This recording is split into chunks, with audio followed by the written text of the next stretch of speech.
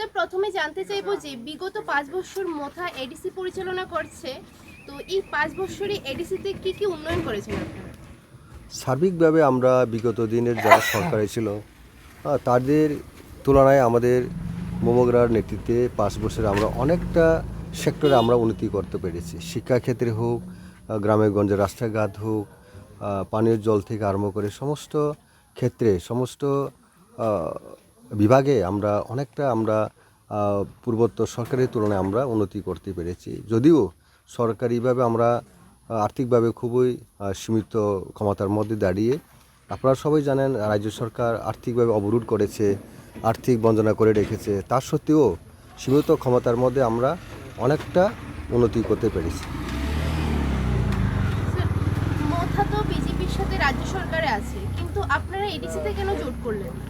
সেটা তো সব স্টেট এবং এডিসি লোকাল গভর্নমেন্ট, স্টেট গভর্নমেন্টের ব্যাপারে বা নির্বাচনের ক্ষেত্রে নির্ভর করে গ্রাউন্ড রিয়েলিটিতে আমরা ওনারাও সঠিকভাবে প্রস্তুত নেই, আমরাও সঠিকভাবে প্রস্তুত নাই।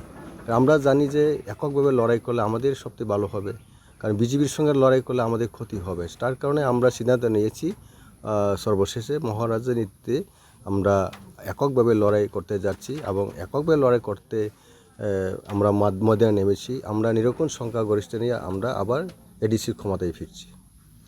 আপনাদের কেন্দ্রে কিরকম সাধারণ জনগণের সাড়া পাচ্ছেন? না, এটা তো বলার কি আছে, মানুষ স্বতঃস্ফূর্ত গতবারের যে বুট পেয়েছিল তার থেকে আরও অনেক বুট বেশি পেয়ে আমরা জয়যুক্ত লাভ করব।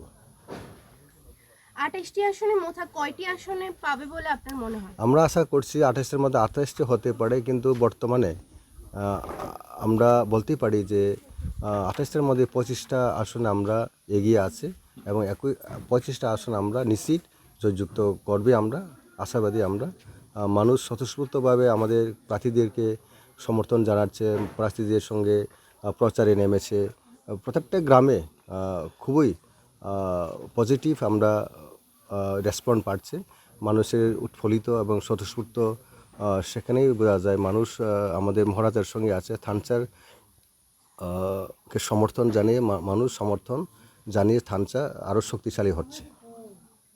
এডিসি নির্বাচনকে উদ্দেশ্য করে আপনার যে সাধারণ জনগণরা রয়েছে বা আপনাদের দলের সমর্থনকারীরা রয়েছে, ওদের উদ্দেশ্যে আপনি সর্বশেষ কি বার্তা রাখতে চাইবেন? দেখুন, আমাদের সঙ্গে একটা ত্রিপাসা অ্যাকর্ড করেছিল কেন্দ্র সরকার, এবং কেন্দ্র সরকারে যারা আছেন আজকে রাজ্য সরকার, ওনাদের সঙ্গে আমরা শর্ত সাপেক্ষে আমরা মন্ত্রিত ইয়েতে আমরা মিনিস্টারে আমরা অংশগ্রহণ করেছি। আর তাদের যে যে প্রতিশ্রুতি সেটা পালন করেনি। মানুষ তার জন্য আরও ক্ষিপ্ত হয়েছে, বিজেপির প্রতি মানুষ বিতৃষ্ণা হয়েছে। বিজেপি জুমলা পাতি হিসাবে মানুষ দেখছে। তার জন্যে মানুষ বিজেপির যারা ছিল বিগত দিনে তারাও আমাদের সঙ্গে হাত মিলেছে, তাদের মুখ ফিরিয়ে নিয়েছে। তার জন্য আমাদের যে এইবার নির্বাচনে আরও আমরা আসন সংখ্যা নিয়ে আমরা একটু আগে বলছি যে আসন সংখ্যা নিয়ে আমরা ক্ষমতায় আবার ফিরছি। আমরা জানি যে এডিসির মধ্যে বা অনেক সময় আমরা দেখতে পেয়েছি যে পানীয় জল এবং বৈদ্যুতিক একটা সমস্যা রয়ে গেছে। বিগত 5 বছরে আপনারা কি মানে কেমনটা আপনারা উন্নয়ন আপনারা করেছেন বা লক্ষ্য আরো কি করুন, এই করবেন? সমস্ত ব্যাপারে রাজ্য সরকারের করার দায়িত্ব রয়েছে। এডিসির যতটুকু দায়িত্ব তার থেকে আরও 100 থেকে 200% দায়িত্ব রাজ্য সরকার রয়েছে। বিগত 25 বছরে রাজ্যে বামফ্রন্ট শাসন ছিল এবং বামফ্রন্ট সরকারকে উৎখাত করার জন্য চলো পাল্টায় এই স্লোগানে মানুষ উৎফুল্লিত হয়েছিল, মানুষ সমর্থন জানিয়েছিল। আজকে দেখুন এই বিজেপির নেতৃত্বাধীন সরকারে তারা শুধু মানুষকে বিভিন্নভাবে ভুল বুঝিয়ে বা বিভ্রান্ত করে ভোট পাওয়ার জন্য চেষ্টা চালাচ্ছে। তাই মানুষ তো বোকা নয়, মানুষ বুঝতে পেরেছে এই বিজেপির সঙ্গে থাকা মানে আমাদের সর্বনাশ হবে আগামী দিনে, সেটা মানুষ বুঝতে পেরেছে। তার জন্য আমরা বলছি যে মানুষ অনেক সজাগ, মানুষ অনেক সচেতন।